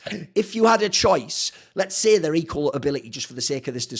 Let's say you have a comparison between Nerds and blameF. Here's the difference. It's not about is Nerds better than blameF. It's that if I could only have one on a bad team, I'd take Nerds. Because at that point in time, like, I might win a few of those games. The blameF angle is he's going to frag out and it won't be his fault. He'll do really well, but you'll lose the game. So I think that's why I've said it's bad. I actually think the idea that like he has to settle for this team, it's like, so no one else in the whole scene thinks this guy's good. No one. The guy, he was top 24 years in a row and had like the most bonkers numbers. Like, and by the way, in every lineup he fragged, every single one. Like, think of all those lineups of Astralis everyone made fun of, like all those whack-ass players that had no business being in the lineup. He was just fragging the whole time. It was only at the end when they made him, as far as I can tell, made him become IGL again, that his own numbers tanked. And also, I don't even know if that's true, that like he just had all his own spots to go. To me, it looked like he potentially even gave up some of his roles when Stout and Yabi joined. So I think he actually got tricked into super fucking himself on that one. So to me, this has to just be bad because it's not like he has to join G2, but there's not any other teams in the top 33 that this guy can be on. I've just said earlier, like, there's a whole bunch of fucking teams. Like, my article was like, Ents, fucking, I mean, the joke is, you could have done Falcons if you will have the big balls to remove Make. There's so many teams could use this guy. Yeah, I think actually blameF on the Falcons would be really insane. I do think like in terms of like for Fnatic, I think they hit the jackpot getting blameF. For his sake, I really do hope, with all the respect to the other players, but for his sake, I hope that he gets some help also, because I think it will be way too difficult for him to be able to perform. One thing that I do think is good for blameF, though, which might sound a bit weird, is that I think he's playing the best CS when he has lesser good people around him. I do see him as a player that, let's maybe compare him to, like let's say Kobe Bryant. Like, he wants the ball and he wants to do his things, and he should obviously have like a Shaquille O'Neal next to him who can also help him at times. But I do think like he is playing the best he is. Like, I remember when I watched him in Complexity, he had like Rush, who was like a super kind of role player. He had Oboe, and then I can't remember who the third guy was. I know JKS came in at one point. Config, exactly. Yeah, Config. And for me, Config is like that guy who's just super pushy, like taking space, and then just blameF is just walking behind him, and doing his thing. And I think when we looked at Astralis most recently, because I also made a tweet about it, and for me it was like Stown was supposed to be Config for Blame, but Stown could not play as Config, because he was way more, he needs to be in the right position. He needs to, get the information and what to do, blah, blah, blah. While as Config was just, fully pushing through that smoke if he had to. And then blameF just, getting the information. Okay, one guy is in warehouse, and then blameF, boom, boom, boom, boom. So I do think like if Blame and Body can find that synergy, because now we're just, strictly talking about the T sides, but if those two players can find that synergy between them, where Body is taking the space and then Blame coming in second, I do think that they can manage to get something out of it. But then when we switch to the CT side, as I said, with all due respect to the players, but if I am G2 or if I am Donk, Nico, whoever, like, I will not be afraid of going at the position where Body is holding, for an example, or Crims for that fact also, for that matter also, because I do think like there's a lot of players that are staying a bit too long on a team. I think Blame needs at least one more player who can just, relieve some of the pressure that he will have on the CT side, because you cannot have blameF on all the positions. And once they start losing on CT side, if they, lose on B side Mirage all the time and, on short, like blameF will be the connector player, as I understood, like the star position. So he will play in connector. That would eventually mean that he has to overcommit in some scenarios, because he has to, commit for the teammates, because they cannot do their job on B side, or the A anchor cannot do his job on A side. And I just think that might put him in a worse scenario. Whereas let's say he would have a really good player who is holding A on Mirage or B on Mirage, then he would just like be in the zone, holding his position and playing his own game. So I think Fnatic is just one player away from actually they can make a pretty decent team. Because I think Mattis, that I've watched him play, I think he has the potential. Okay. But I'm not 100% sure about Afro. I think he's been good online, but LAN CS, there's too many missed shots, unfortunately. So I do think Fnatic is one or two players away of being able to make it, because I do think blameF is that kind of guy that I mentioned earlier, that he's that, holy shit, we're playing against blameF. And you don't know, like, when you see him on the scoreboard, you don't know if he's going to pop off. And if he pop offs, then you're fucked, basically. So I think that Fnatic, as I said, they hit the jackpot with signing blameF.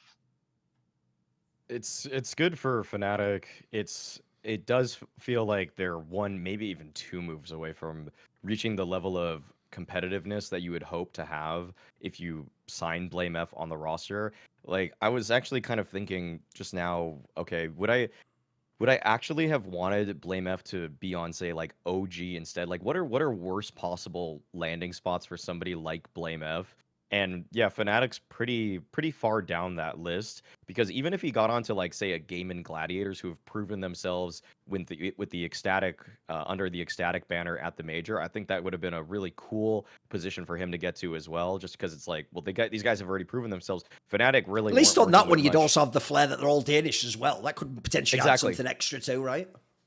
Yeah, exactly. That's why I kind of thought of them as a Yeah. possibility when I'm seeing that he's landing on a team like Fnatic. It's like, this to me, it makes me just want to believe that Fnatic are gonna pull the trigger somewhere else. Like, that's where I have to hope this goes, because as they're currently constructed, I could see them punching into the top 30, but anything better than 25 is probably. I mean, it's not probably. It is beneath where blameF should be competing. He should be competing at the bare minimum a top 20 team, and I don't know if Fnatic even really have that with him on the roster, because of the things we've already said. On T side, unless he's playing more active and in the pack and just fighting with everybody, which a couple of maps he admittedly did on Inferno and Ancient, he was more of a space taker on those maps. But then maps where he got the moniker blameF, like Nuke, where he's just very slow and methodical, well, he's not going to have as much impact unless his entry pack players are the ones that are actually able to open up some space for him. So as it stands right now for him on Fnatic, it feels like this is highway robbery for Fnatic, and for blameF himself, it's almost like a career rehabilitation, where I feel like the sentiment around blameF is going to slowly change, as we do inevitably see that blameF is going to put up insane numbers, and I hope that people hold that same energy that they have for people like Queserado, where it's like, save Queserado. I think that same energy is going to slowly start creeping out for blameF if people are able to remove some of their biases that they had before about him. Where, by the way, guys, like, I feel like I can't believe this needs to be explained. It's like the fan perception of blameF is that he didn't play winning Counter-Strike, and I can say that with his individual play, that just can't be true. That just can't be true. Like, if he's locking down his positions as well as he did on those CT sides, that's not possible that you can say that he's playing non-winning Counter-Strike. But it is a fair judgment call to say that the way that he was calling as an in-game leader wasn't the most apt way to run a team in 2024's meta. So those are two very different things. And you can be scornful for the way that blameF wanted to IGL and mid-round, and I had some complaints about it actually through the closed qualifier and RMR with that team and how he was calling, but I definitely had no qualms about the way that blameF the individual was playing. And people are just so quick to conflate those. They're almost actively being disingenuous with the reasons that they dislike that Astralis team and the reasons they dislike blameF, and they're just saying one-to-one blameF doesn't play winning Counter-Strike, and they're unable to separate the IGLing from the actual player. And I am so thankful that it is still going to be body calling for this team, and blameF is just going to get to frag out. By the way, one thing just to touch on what you're saying there, I'll make it more like a deeper anthropological point about the humans who play CS, all the fans, which is, this is an example. I'll use the two players that we've mentioned today who had a hard time getting teams, but just look like straight guaranteed frags, degster and fucking blameF. Now, what's hilarious is, the reason I think fans hate on both players is because they conflate their personal experience of playing fucking matchmaking with what Pro CS is. So they hear stories like, degster's toxic, and they go, yeah, I fucking hate toxic people that just complain. It's like, they don't mean toxic like that, you moron. He's not like spamming slurs while he fucking spin bots and griefs you. Like, the point there is maybe he's being too aggressive with a teammate because he didn't flash for him or something. And so similarly, when they think of blameF, they go, just a baiter, and he just baits. I hate it when someone baits in my games. Like, mate, no one ever baited in your game like this guy plays. If someone baited like you think blameF did in your game, you would win the game in matchmaking. You do realise that, right? Like, there aren't enough frags to be baited in a game to get the numbers this guy was getting. It's why I gave that example to you on Twitter, Maui, that I'll always bring up. One day I'll do a video and just bring up the old Reddit threads. Before Astralis became the GOAT lineup, even when they were the one that won the Atlanta Major, people used to tell me, they didn't say glazing, but I used them on day, like, stop glazing device, he just gets eco frags, right? Guys, he ended his career in CSGO as like the potential GOAT of CSGO. And at the end of CSGO, not a single pro coach would ever tell you that guy baited. Now, I'll just throw this out there. Why does no pro ever say blameF baits? Have you ever noticed that? Nobody has a bad thing to say about this guy. In fact, that's even the weirdest thing about his particular case. People used to go too far the other way in complexity. Remember all those stories like, he's so diligent looking at demos all day long. Didn't matter that, by the way, he was never that great at IGL. That made him a great IGL because they heard that story. Like, oh, brilliant, very diligent. What I don't get as well about the blameF angle is just this. He's never done a single thing wrong, as far as I can tell, in terms of PR. Like, there's that one time they sent Stared to do an interview, so that's his fault now. Like, this guy's never put a foot, he's never been toxic to anyone, he's never been BM to anyone. He's just sat down at his crosshair, fragged people in the head, and if you think they're all eco and bait kills, you just don't know Counter-Strike, I'm telling you. He might get active on eco rounds. By the way, I'll say the same thing I used to say about Device. If that was true, that he killed everyone on eco rounds, this isn't 1.6, you idiot. You don't just ace people on eco rounds. What are you talking about? If you can actually consistently kill all the people with those mega OP CS2 and CSGO pistols, that's really useful, actually. It's probably an underrated quality in this game, so I even think that's just a whack angle. Like, when you say those angles, by the way, guys, you're just telling on yourself you don't know Pro CS, because, again, you're just thinking it's like, oh, he's just baiting me just to get the kill, and that's it.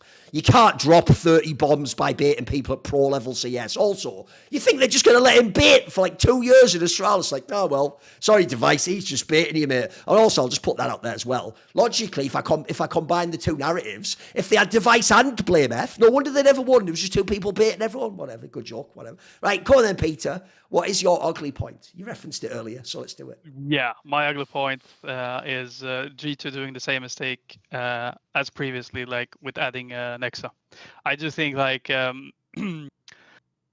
first of all, I did touch upon this also on my Twitter before, but you know, I think one of the main reasons, you know, G2 not being able to perform the way they did earlier is that with Nexa, they have lost so much in terms of, you know, the scariness from the opponent's point of view. Like, if I'm the opponent of G2 and I'm just watching this scoreboard and I see JKS as the lurker and I'm the anchor, I will be super scared. Like, I will hold my position. I might even call for a backup occasionally just to help me out versus JKS. He might come, he might not come. Doesn't really matter. But I will hold my ground, wait for him, and I will also have one extra guy being able to help me. Now, if I switch and say, okay, I'm playing against Nexa, I will most likely tell my rotation player, do your thing. I will just sit and wait for him. And that is not something about, you know, that Nexa is a bad player. It's just the way that he plays. He's playing too passive, and he's playing that old style meta CS that, you know, just lurking. You go into your position, you just wait the full round, wait for the call, and then, you know, you use your flash and stuff like that. And you know, it has to, you know, it also has something to do with, you know, who you're going up against. You know, if you're playing against FaZe and you know that Rops is the lurker, and you as an anchor, you will be afraid. Like, if I'm anchoring B side Vertigo against Rops, and I know Rops is going B lobby every time on Vertigo, my rotation guy, he will not hold mid. Like, he will be with me on B site, ready for Rops, which means that one of the A players has to take mid. So then obviously it's easy for Rain walking up A ramp. He's just playing against 2 players instead of 3. But the thing now for G2 is that, you know, like, their opponents can easily just leave one guy versus him and have one guy holding mid and have 3 guys holding A ramp.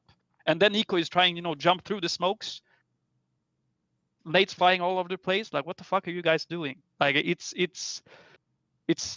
like hard to watch because, you know, last time I was on this show, I actually talked really good about HLTV. I even tweeted before that, like, HLTV should go to G2. And like even before he joined. So I really believed in that, you know, team being able to make it. But, you know, with the GMs in CS today, you know, I think a lot of GMs they don't really know, you know, how a team should look like. I think the only people that do really know how a team should look like is people who has had like high ups, like winning, but also have had really low lows. Because once you have these lows, then you start questioning yourself. Should I have done this? Should we have that kind of player? Blah blah blah blah blah. And then you start trying to remember how it was when you had these highs. And you know, if you haven't gone through that whole scenario, I think, you know, you're kind of, but you know, Nexa in terms of aiming versus JKS, should be fine. We still have Nico, we still have mauisnake, but you're forgetting about this whole thing from an opponent's point of view. Like, how will they react to going in versus Nexa, or how would they react going versus JKS? So you could just, you know, play with that thought and how much that shit matters in CS, because I think CS is a lot of mental. Because at this level, I think, you know, 95% of the players are equally skilled. Then you have, you know, these 5% donk, Nico, simple, whatever.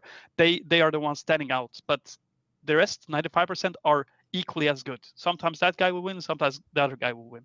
And you know, that's why I think, you know, it's really important for G2. They need to do something about it. They have to admit that they made a mistake, in my point of view, like adding Nexa. Either switch him to the IGL role if that was your, you know, plan from the get go. You know, me as a super not a super fan, but I'm a fan of Hooks and how he thinks, and I would love for him to stay on G2. But if that is the solution, switch him out. Let Nexa take the IGL and get someone else to be a lurker who is actually scary to play against. You know, or try to do something about it. But right now, we will just see G2 being the G2 that we saw before. They will come to the quarters, drop out. They will maybe sometimes come to the semis, drop out, and group stage. And they will be a top 5, top 10 team on the HLTV rankings thanks to the franchise. But that's pretty much it. But we will not see this G2 that went on winning, you know, these big tournaments when they had JKS. So, you know, I think this is a big lesson for their management and general manager in particular. Like, you need to make sure that you have the right players and actually what is happening on the server. I would be curious. I feel like so many times this conversation is essentialized by fans, even though I'm going to give this disclaimer.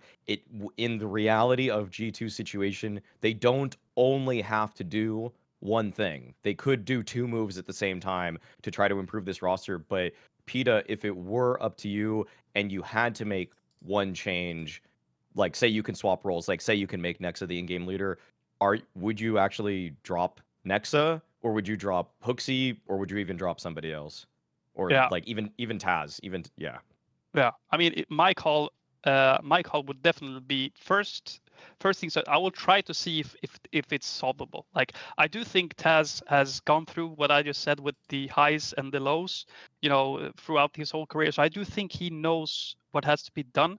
But I do think, like, for them, what I would have done is trying to make different roles. Like, that would be my first step, because, you know, if you're an anchor and you're playing in pit on Inferno, and you know that Nico might come out apps, like, you as a pit player, you will stay pit, like crosshair on Nico, like waiting for him to come, and you know, that's just one guy lost for the CTs who eventually could have been in mid, you know, helping when Hunter is about to come up, you know, stuff like this. So they need to either do some, you know, role switches in that team just to make sure that they get firepower on each end of the map. But if Nico is not willing to do that, and Hunter either, then I would just swallow the tough pill and say let go of Nexa, because I do think that HLTV is a player that's enabling Nico to be able to do the things that I said that Stan was not able to help blameF do. He is able to take that space. He's very, in that sense, not selfish at all. Like, he will go in and die, but hopefully getting Nico the information that he needs to have. He knows that one is sandbags, or he knows that both are playing on B side. Okay, that's what Nico needs to know. Nico should not be that guy who's jumping through that smoke, eating nades, eating flashes, and that's same for blameF. Like, they need that kind of role player next to them, and I think HLTV is that kind of guy. Nexa is not that kind of guy. So I do think HLTV is that priority over Nexa. In terms of individual skill, obviously, I think Nexa is better. On CT side, I think Nexa is going to kill more opponents than HLTV will. But I think T side obviously 50% of the game, and I think it's super important. So yeah, just to answer the question, like, first thing, try to see if we can make some role changes. If not, cut Nexa and get a scary lurker, someone that's actually you see on the scoreboard, you see, okay, we're playing against this guy, we need to focus up, guys. Yeah, okay, yeah, I mean, I like that. I like that idea. I mean, I think role changes isn't something I've really considered too much with G2, simply because I feel like Nico has been so impactful, especially taking, like, Banana Inferno right now is just his domain against practically everybody in the world. The dynamic between him and HLTV is very strong, and I really wouldn't want to break that up. But on other maps that they're not having as much success on, it does feel like they do lack that extra little oomph in terms of lurk presence. So, like, you don't really, like, I don't need Nexa to be like the craziest and most fear-instilling lurker in Apartments Inferno, when generally the entire G2 game plan revolves around is HLTV and Nico working at Banana. But then when you go to a map, say like Nuke or whatever, I mean, if Nexa's lobby lurking, he's just kind of taking passive angles more often than someone like Rops, who Rops sometimes will just, I mean, I love this development in Rops' game where he sacrificed his own consistency to just instill fear in opponents, where sometimes he just runs through the ramp smoke. He'll just run through that, challenge the ramp guy, just go for a fight. Nexa's never going to do that. Nexa will never actually try to impose himself, because it's like, why are you running through a smoke against Yimpat? And then you're just feeding. Like, no one expects you to win that. You don't even expect to win that. Yeah, and that ramp player, he's outside on yard, killing an eco. Mm-hmm. That's the whole. He's throwing flashes. To help over. Exactly. Yeah, exactly. Yeah. One thing I thought I'll actually get, I don't do the video publishing because it's the company, not my personal channel, but I'll get them to put your Twitter thread, if I can, in the description so people can go and read it.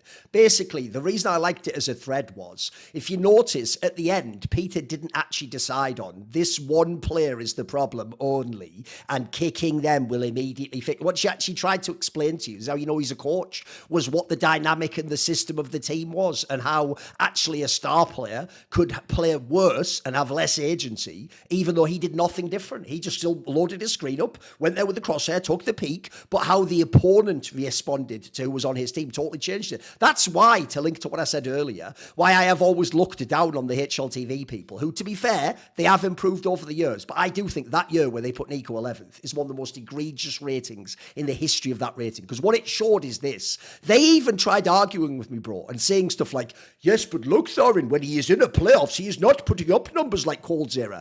I was like, I must have missed when he had Fallen and fucking FNX and Fur on his team, you dickhead. He actually, if you don't remember that year, used to IGL as a rookie on a team speaking second language English and top frag, and he isn't even an OP, he's a rifle only, and he had to win every T side himself. And on CT side, are you ready for what they did? Just went to the other site when they saw what site he was on.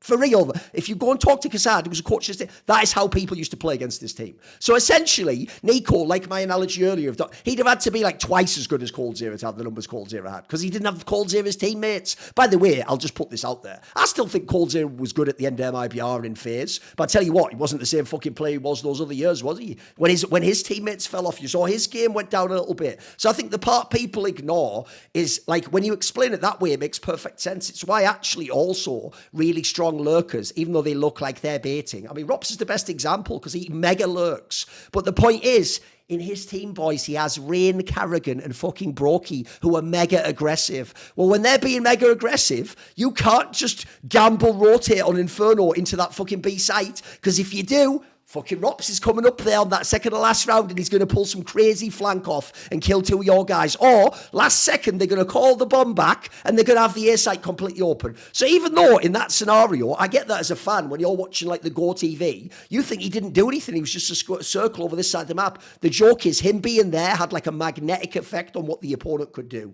And that's what you have definitely seen die in G2. Because if you ever look, Nexa is one of the most passive fucking players in all of Pro Counter-Strike right now. I think people, because they know he has like decent skills and clearly will do any role, I think some people think he's like an entry player or something. He's not in any way. Like, the weirdest thing is you have given him like the star lurker role, but he isn't producing like a star, so like he really doesn't do his job in that sense. The sad thing is, I agree, when he's just on CT, he's like, look, he can clearly frag, he's not a bomb, does seem like a really good personality, all that. Here's the other angle I'll throw in there as well, which is, this is why I also hate when players have influence on teams in, I think, an irresponsible way. So you know the meme is, everyone thinks Nico like decided all these players in his teams, even though I've actually heard it's the opposite. Here's the real nightmare fuel. I've heard Nico barely has any input because he almost like wants to not be thought of that way. He just wants to be like, hey, I just play mate, you know, they decide the team, I'll frag out. In a way, I can admire that. But here's what I hate. My birdies tell me it was Hunter who got this fucking guy in. It was Hunter who didn't want JKS and did want Nexa in. So it's like, bro, if you're going to take a responsible move like that, here's the problem if you're Hunter. Yeah, he's your boy from that crazy team back in the day. For you, it might be cool to play with him. What do you think it's like when m0NESY and fucking Nico play these games, mate? Like, m0NESY right now is trying to be like the best player of the year. Nico wants to win a major. Like, it's not going to happen with this lineup, is it? So I'm actually with you as well, Peter. Pick any of these angles. Pick, like, literally, by the way, there's 3 people now could be IGL. Hunter's implied he wants to do it in the past. Pick one of the 3 as your IGL, but after that, at least one player must be fired. And ideally, quite frankly, we're bringing in a good player. Because the other thing I'll point out as well is, this is also the reason I personally think m0NESY is the best player in the world. Like, eye test-wise, I probably would pick Donk. But the reason I'd say it has to be m0NESY is because can you imagine how much more pressure is on m0NESY's shoulders now when he's taking an aggressive AWP peak? Like, this is actually one of the reasons also why when people like Simple and Nico hard carry teams, I had so much sympathy for them. Because when you're that player, you can't just chill back like a normal player. There's times, like you were saying about if you're fucking blameF, you have to, like, be proactive. You know that that guy's going to die on that site who's the bad anchor player. You know that the guy following you up when you enter the site isn't going to win the clutch. Now you have to go even more ham. Now you have to get an extra kill. Now you have to make an extra play. And lastly, I'll just throw this out there. Another factor, if you're going to look at the T side and how the CTs respond, is, mate, if I know I've got prime Nico and m0NESY rolling onto my site, I'm throwing so much counter util, mollies. Mate, I can save all the shit from the other site. I don't even need all. We've even got grenade throwing now, guys. I can just feed all that to the site they're going to go to. And the worst thing is, because he's not like a fucking aggressive lurker as well, it's like the old Happy example. As soon as you see them on the map, you know what site they're going to. You know that Nico isn't lurking on the other side of the map, just looking for a fucking exit. If you see him, they're coming on that site. Well, that's a totally different dynamic as well. Like, there are other teams out there where you can't always guess based on first contact if they're going to that site even. So I do think it makes the game too simple for the opponent is the problem. And I agree. You can also throw in things like the coaching angle, but that also just muddies the waters, doesn't it? Because then it becomes a whole thing of like, oh, no one wants to say anything bad about Taz because he's legendary. But as I've already said before, yeah, you're a legendary player, mate. Legendary in-game leader. Like, this is a fucking new job. This is being coach, mate. So show me you're legendary. I don't want to hear some bullshit story. Prove it. Fix this team. You fix the dynamic. Peter pointed out. You show us what the response is. Right. Yeah, I'll get them to link it. Right. What is your ugly point, Maui? Mine is the highs and lows of Vitality, and what was before a team that obviously had a very strong floor, especially when they still even had Magisk for just Mezzy. It does feel like this team, I just don't. I had like kind of a feeling they would do well at this Pro League because they'd have a nice bounce back. They had some time off because they didn't attend Chengdu. But then when I really think about this team and what they've done this year, you know, we're all talking about what do we need to do to fix G2. By the way, G2 has made the playoffs of Katowice, top 4 at the major, top 4 at Chengdu, and they made top 8 at ESL Pro League. Whereas on the other hand, Vitality, they came in last place at Katowice. They had the same top 4 finish at Copenhagen, and then they came in second place at ESL Pro League, but they got battered in those grand finals.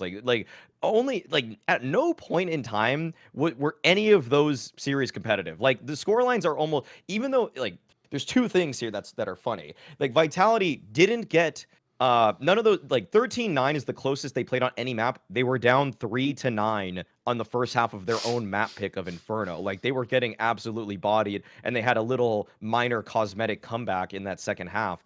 Like this Vitality team, unfortunately, right now, I'm not sure what I'm getting game to game from them, because seemingly everything can fall out for them on a given match. And they were playing the eventual champions in MOUZ on that day, but the fact is that they weren't doing that at Katowice. And this is, by the way, at Katowice, when they lost to Heroic in their game to get bounced from the tournament, that wasn't a Heroic that went on to even make playoffs. It's not like they got beat by a team that suddenly is just oh wow, it's like an insane form version of them. They lost to ENCE and they lost to Heroic at Katowice. I just don't know game to game what I'm necessarily getting from them. And I guess it's just an ugly point for me, because before, one of the best parts about Vitality is that you could almost guarantee they're going to finish in the top 4, have a chance at a title run.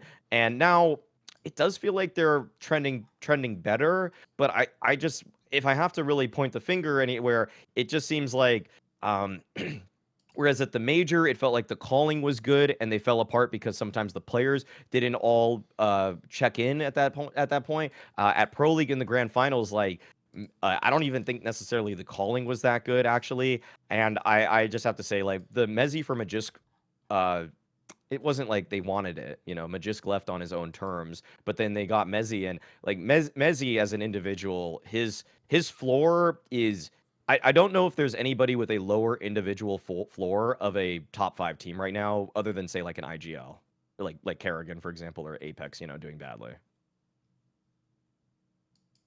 Yeah, Go on, Pia. I mean, regarding Mezzi, I think here's the thing. I don't understand how Vitality could have done such a big mistake from a team like that. I actually thought that they had some really good idea of how to make a proper CS team, because if you think about it, they have Flames, they have Spinks, and they have Zyvu, 3-star players in my opinion. And then obviously Apex, he's that kind of role player. And Magisk, he was also kind of role player, doing what's necessary for the team. If you look at other sports, you see, the most successful teams, I think basketball is the easiest one to compare because it's 5v5 also. But, it's very rare that a team consisting full of, star players make it work. We've seen a lot of, people trying to do it, but the best teams always end up having 1 or 2, maximum 3 guys that's performing. So I really don't understand the Messi pickup in Vitality, because I think the way that he played on Fnatic, he was that star. So a lot of things were happening around him. Obviously, him also calling and being able to make the calls around him. But when he spawns on CT side and on T side, he's his thought is what can I do to win the round? Whereas Magisk, his thought was, what can I do to help my teammates win the round? It's a big difference, in terms of psychology. And I think for Messi's sake, if I was his agent, I will tell him to, bro, we need to go ASAP, because if he keeps on having this form and being in that team and not being able to perform, I think he's maybe 6 to 8 months away from, falling off as a player, similar to what happened to coldzera. So I think he needs to get back in shape and getting back into the correct team as soon as possible. And for the sake of Vitality, they need to have a role player. And Messi is obviously, he's not that kind of guy, in my opinion. He is. I think it's very difficult for players who have been, like have a big fan base, and I do think that players who has got a lot of support, I think it's difficult for them to just mentally reset and becoming a role player. Like becoming a role player, that's something that takes a lot of time. Like you have to be shit for quite a while to become a role player, and Messi star player and becoming a role player doesn't add up. And that's why I say, like, I don't understand what Vitality were thinking about, because I actually thought really good of them. Like they knew who to get and what kind of a signing they should get. And if you're Vitality, like you could pick and choose any player from any team, maybe not FaZe, but outside of FaZe, ask any player, and I'm pretty sure everyone would have joined Vitality. And yeah, so I don't understand exactly what they thought of. And to be honest, I'm giving it maybe by the end of the summer. I think either they have to win or Messi is out. I would say this, there's two factors. One, I agree. I think they've actually been quite poorly GM'd, even though they won 2 events with this lineup at the beginning when they won the Blasts at the end of the year, and they've brought Flames in at the end of CSGO, won Game as 8. So on the paper, you've got 3 trophies since you made some of the player changes. But the reason why I think you've been poorly GM'd is if we just start picking players we'd put in their team tomorrow, there are people who are on like MOUZ and stuff now who are like, oh, fucking heroic. It's like, mate, these people would have snapped your arm off to join 6 months ago if you'd asked instead of a Messi or a Flames. And then also, I do get the sense, though, if you remember why they lost to Magisk and Zonic, is it was implied that they wanted to like reduce the budget too, though. Like they didn't want to pay Zonic the same salary. I think it was also implied that Magisk didn't just go with Zonic, but you're also going to get mega paid at Falcons and probably one of the highest paid players and all that jazz. And when you're at the end of your career, you want to have like a big contract at the end if you think you've been a top player and you were like undervalued, etc. So I do think there's also a world where, I mean, they themselves even implied, well, of course we had to get Flames now. Like he's free now. There's no buyout. It's like, boss, if there's anyone it would be appropriate to have a buyout, surely it's your team. You're the best in the world. Like, at that point in time, you do the buyout to get an Ertz or whatever, because aren't you just right back on top? Because here's what I'll tell you I think is really disturbing. First of all, those first 2 lands they won with this lineup were the first 2 lands, and it was at the end of 2023. It was before there was no team spirit with this lineup back then. FaZe Clan had only just gotten frozen for, I think, the last one of those lands, and they still made the final. All the other teams, MOUZ was still figuring out Broland. They weren't the same level of team. They just got Shuey back. Like, the rest of the scene wasn't as good as it is now. Now that the rest of the scene is way better, here's what the really alarming thing is. The 3 tournaments they've done the best at, guys, are the 3 tournaments they made the finals of. The 2 Blasts at the end of last year and this Pro League. All I'll tell you is if you go to the event page and look how well the team's fragged, those are the 3 events where they fragged out. So at the 2 Blasts, they were like full like shit, like 0.08 rating above the entire second place team of the ranking. And even at this Pro League, the whole team averaged 1.16 because obviously Ziwu bumped it up a lot, right? The problem with that is, here's the point I'm going to make, which is probably going to blow people's minds. This is why I actually don't think Vitality's a very good team. I think they've got Ziwu in some pieces, but they're actually not a great team because what they've lost is they don't have Zonic's system. They don't have any core from last year. These players... Spinks, Ziwu, and Apex isn't a core. Those are just 3 players who played together. Like, when I say the core, I mean like you inform the style of the team and how people are going to play off each other. You have none of that. And even worse, the people you've replaced them with are simultaneously inexperienced and aren't the best players in the world. Like, Flames literally was on OG and Messi was on Fnatic. Like, they weren't, like, kicking your ass like Spinks was on Ents. It's like, fuck, I better get this guy. Like, you signed Flames as if he was Spinks, but he isn't Spinks, by the way. And by the way, one of the reasons I'm loving this Maui isn't even the Ziwu one, because I actually feel bad for him that he has to fucking hard carry the team to win. It's because, if you remember on Hot Take Point Mid, I was always quite skeptical about all these moves to Vitality. Like, I even said, like, I don't necessarily know if they do win, actually, if they bring these players on. Like, look, they won early on, but I think in the long run, I've sort of borne out at this point in time. Like, at this point in time, this is why I actually think the guy on the hot seat right now is fucking Extaz. It's like, bro, what are you doing? Like, as far as I can tell, they just shoot people in the head in the server. What are you doing? What system have you designed? By the way, if you had anything to do with these players being picked up, you should also be on that hot seat I mentioned earlier. Like, you're picking these fucking guys to join. Because the other thing is as well, when you've got the sick AWPer and you've got an experienced IGL, bro, that's the most fucking fire basis for a team ever. Like, all you have to do, like he's saying there, is pick the right other rifler, basically. You might only even need 1 player change. You could be right back to number 1. So the saddest thing is they are this far away, but it feels like the gap isn't even just a specific player. It's like conceptually. They just like... Because like I say, people keep trying to make it like this is the Vitality that won the Blast Paris Major. It's night and day. They're not even vaguely the same team. They have none of those cores. And by the way, I'll tell you what they have way less of. It's experience. When you kick out Magisk and Dupree, you've kicked out a lot of fucking experience there. Flames, the only reason he's ever in a LAN final is because he's in Vitality now. That's it. Like, he didn't have experience before that. So, yeah, I think it's pretty wild, personally. Actually, we're going to the last one. So, the last point might hurt Maui's feelings on this one. So, the best kinds of points. Right? Do you know what's hilarious? This is how you know how much I like Jason Lake Maui. Because, you know, I roasted him on Twitter, where, look, he did it to himself. He put an actual picture of a bunch of cigars that he'd put a call, like, band around. So the joke's right there. You just laid it up for me. So I said, well, with how everyone just smokes complexity nowadays, I guess you thought you should just get in on the action. And then, when they then won the next match, by the way, I bet on them to win all of those matches. It's all proven. It's all on the internet. It's all out there. He then tried like the blast back of like doing a picture of him smoking. Like, it's like, well, here's the problem though, Jason. That actual run at Pro League was one of the most fool's gold runs I have seen in years. And so this is why it's in my ugly section. Because it's not bad. That was actually about the best you could have hoped for from that team, by the way. There's even a couple of matches you might have lost, but fair play, you pulled through. The reason it's fool's gold is this. Right, first of all, Grim was one of the ones fragging out of his mind. Secondly, as far as I can tell, Halzerk only started cooking when he was told you're going to be fired from the team. And Elige already was this good. Like, why would I watch a LAN with barely any pressure, and it's not a prestigious tournament, where you almost did a really good run already? You did a pretty good run, you almost did a really good one, though. But you didn't. So your best ever run with everything going right, you still didn't actually, like, sort of do anything massive. It's not like you came third at this event or something. After all that, you're then going to do what I know they're going to do, which is, just like Messi also said, no roster moves. See you at the major. No, you won't be seeing me for long. I won't be watching you in the fucking playoffs. What are you talking about? Like, this teammate is fool's gold. Like, it might look all glittery, but when you look a bit closer, it's not fucking expensive metal. It just looks like gold. Because I think this team desperately needs roster moves. But how are they going to do it after that? They're going to just buy the hype, aren't they, and believe that it's real. Yeah,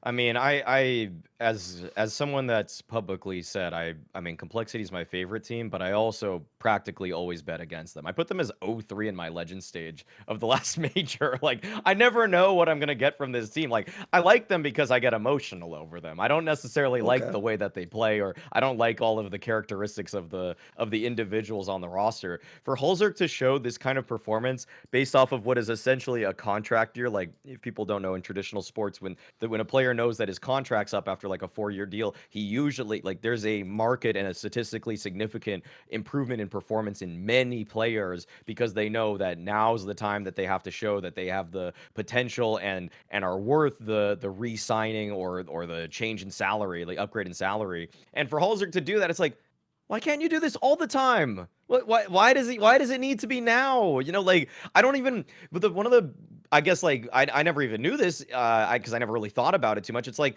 I never really had to think about upticks in performance because of contract years in esports too much. And maybe that's just ignorance is bliss, where I'm not noticing that, oh, they are going to re-sign, so they are going to play better. But now that it became a narrative and it's like, you are actually markedly better, like, that's absurd. And then I don't, the Grim performance here for him at Pro League was nice, but like, there's not a single sign or inclination that this is some kind of sustainable uptick in his own ability, because I almost just felt like it was aim and like marginally better decision making predicated on the. Do you want a BM joke, Maui? This is a classic Thorin joke that only I can make. So, you know, one of the weirdest things about his optic is they kept saying all these stories that he was like ill or something. He was thrown up all the time. The joke there is, are you ready? That's because whatever illness was inside of him wanted so desperately to keep living, it was forcing him to just fucking play at a high level and keep going. It didn't want to die out, Maui. It didn't want his immune system to get to him. The virus was trying to fucking keep living. It had the killer instinct that I want Complexity, the team, to have. So that's obviously not either A, medical advice, or B, accurate, but it's a funny, rude joke. So keep going. Well, so for other parts of this Complexity run, I mean, like, it's cool that, like, I look at their opponents for Pro League. They beat Para. No one should care about that result whatsoever. They beat Heroic, who seem to be in their own free fall right now. They beat Navi, which is kind of that's pretty good. Well, it sounds pretty good. And then they beat VP, and, like, you know, some of that sounds good, but then I can give I can give caveats to like all of those victories actually. Like heroic, they're just tumbling down. They're gonna, I don't know what, I mean, they knew that Nikadaz was leaving the roster, and so they all kind of weren't playing with the same sort of spirit that they would have if it were degster. If that were degster, I don't think Complexity win that one. And for Navi, like Navi need, like Blades talked about it before, and I'll reiterate his own point for him, that Navi need a lot of time and preparation to be at his best and their best. Like the major works for Navi because they're all going to give it 100%. They're going to be tactically on point. But for a random given day in Pro League, like that's when Blade probably isn't putting out the best game plan to counter a Complexity team that he already probably thinks that his players should be capable of beating on their own. And so for VP, this is the first tournament with Electronic. Like they're still figuring things out. I think that team's still good. I think that team in the long run is going to be good. But Jame and VP talked about the fact that at ESL Pro League, like they had less than a week of practice. I think it was 5 days was the exact number, but I'm pretty sure it was less than a week. And then losing to MOUZ, sure it was actually competitive in that they were able to win a map, but when they actually ended up losing, I saw kind of the same floor that I always can see from Complexity. And for me, my relationship with Complexity is one that I'm still not over the moon about this one result. And if you told me that for the rest of the year, the best placement they have at an S tier event is top 8, I'd be almost like, okay, cool. Like I'll look forward to that one, but I'm not going to be like, oh, wait, what? You're telling me there's no top 4 sprinkled in there? They're not going to make the grand finals? Because it's like, I just haven't seen with this roster anything other than the big beginning of CS2 where they were just on the ball then. Like it's just still, like I just know the floor of this team is just still seriously quite low. They just still, like the individual firepower beyond Elige is just shaky. Like there's never a consistent second star. Yeah, I mean, one thing that I have to add in regards to Jason making, that cigarette sweet. One thing that I have learned, and Thorin, how I have been as a player, pretty vocal and saying some random stuff sometimes. But one thing that I learned now when I became a bit older is don't celebrate too early, because when time goes, you just look like a jackass, So, but at the same time, I really do hope, because that was my, good point. But I really do hope Complexity can still, be able to perform, because I think that's really needed for the scene as a whole. As you guys also mentioned, I think Elige is putting the numbers up, and I think he's doing it mostly on his own. One thing that is a bit scary in regards to Halzerk, just starting to perform when he knows that he might be out. By the way, if people don't remember, Pita also coached Halzerk when he was in Dignitas.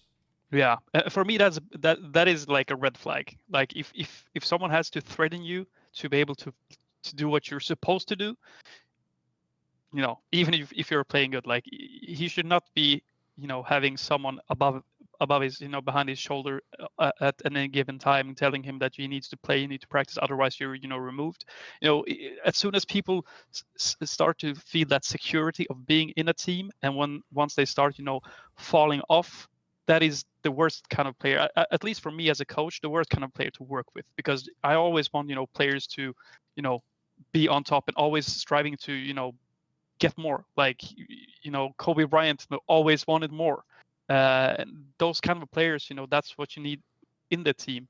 And and I do think that I got that little sense of Halzerk when I was having him in Dignitas. He was like, I think he needs to be coached individually, how to take this work seriously, because I've seen so many players having that talent, but mentally they're just not there. Like I think Draken in NIP was like a perfect example of super skilled player, but here not so skilled in terms of actually taking this seriously, because the career of a player is not that long.